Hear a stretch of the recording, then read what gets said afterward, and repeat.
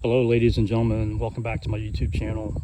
We've got the 1977 Ford F-150 Custom Explorer pickup truck just about ready to hit the road, but we've had quite a few part changes since my last video.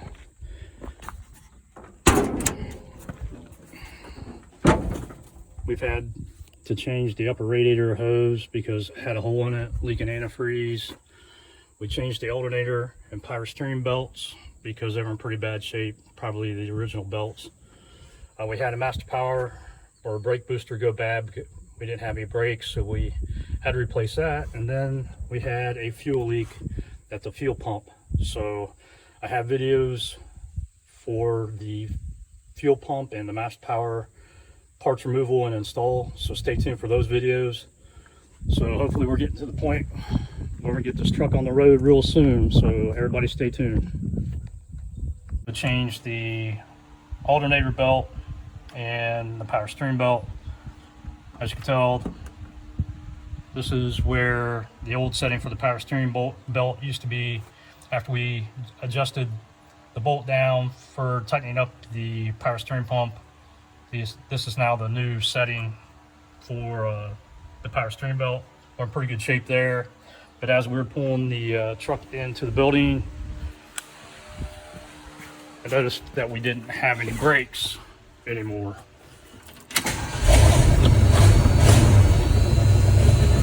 They go all the way to the floor, and that's not good. So something must have happened while I was pulling from the building. We bled the brakes twice. I have no brakes. They go straight to the floor, and I can barely get this thing stopped. So after all the years of sitting, probably what happened was the O-rings and gaskets in power booster or master power brakes went bad.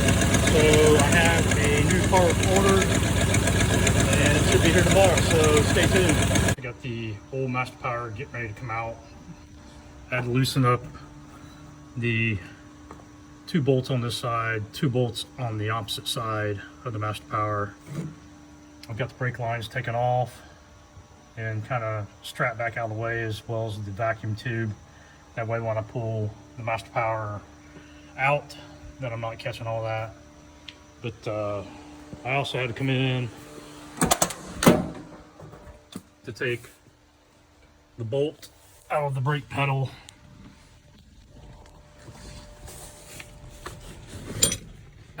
And as you can tell, that's where the bolt goes to the master power.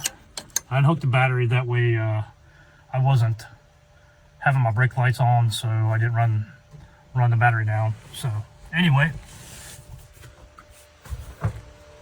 I like these old Fords, easy to work on. And it took me longer to actually find the brake line wrenches than it did to get the master power to this point. So anyway, I'll keep you updated.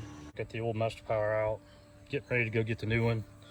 This diaphragm right here looks pretty shot, so we'll see if the new master power does the trick. Got the new master power from Napa. Did some comparisons with the old one before I brought it home. Everything looks good, so I'm gonna put this thing together and see if we can get it in. The new master power in. I've been doing some videos of removing the old one and putting the new one in. This one has been installed. We've had fluid sitting in it for a couple days just to make sure we didn't have any leaks. Today we bled the brakes 4 times, and I'm glad that the old master power went out when it did, instead of us being on the road. That could have really been bad. So we've got the new master power in, we've got the brakes bled, and we're going to show you that the brakes do work on this 1977 Ford.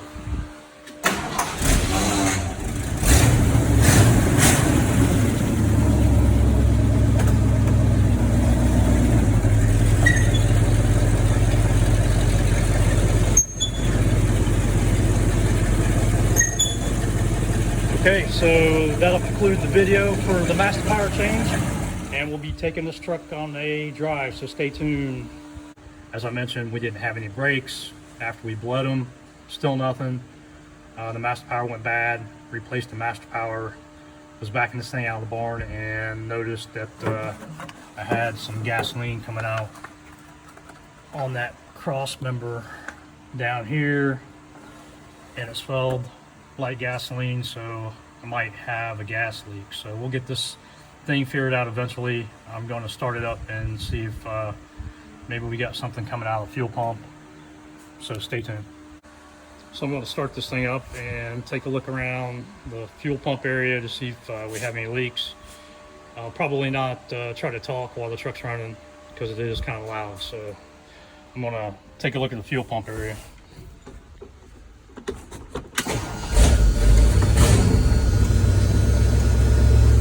Just checking my brakes. they're really good.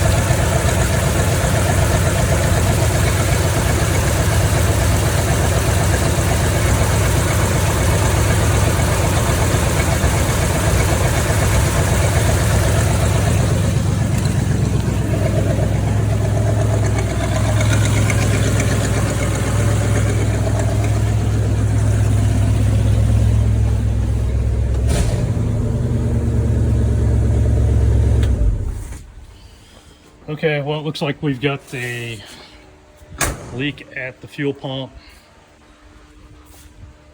That answers why I have so much gas on the floor and the smell of gas. So it looks like it's spraying up at the base of the fuel filter or the fuel pump onto the oil filter. So I'm gonna get a hold of Napa and see if I can get a replacement fuel pump for this. So stay tuned. Napa was able to get a mechanical fuel pump for this truck. This was next day delivery. It's the next day. So I've got the fuel pump. I took it out of the box before I left Napa. This is it, hopefully. But I looked at the box and saw that coupler and was like, that's for electric fuel pump, not mechanical. Opened the box and this is the right one. So we're gonna get this switched out and see if that takes care of our fuel leak. Got the new fuel pump put on, started up. I have no leaks. That was it. The fuel pump was corroded at the base. So the new one is installed and I've checked it for leaks. And stay tuned for hopefully a drive in this truck coming up. Ladies and gentlemen, I hope you have enjoyed the part removal and install videos to get this truck closer to its first drive. I'm really looking forward to getting this truck started and on the road. I have tags for it. It's insured. And I'm really looking forward to getting this thing on the road.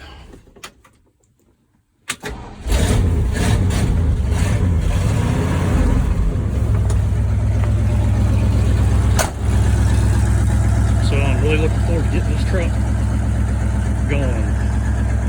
I just want to thank everybody for your consistent support on this truck. It means a lot. If you like this video, hit the like button. If you would like to subscribe, please subscribe. Thanks everybody, take care.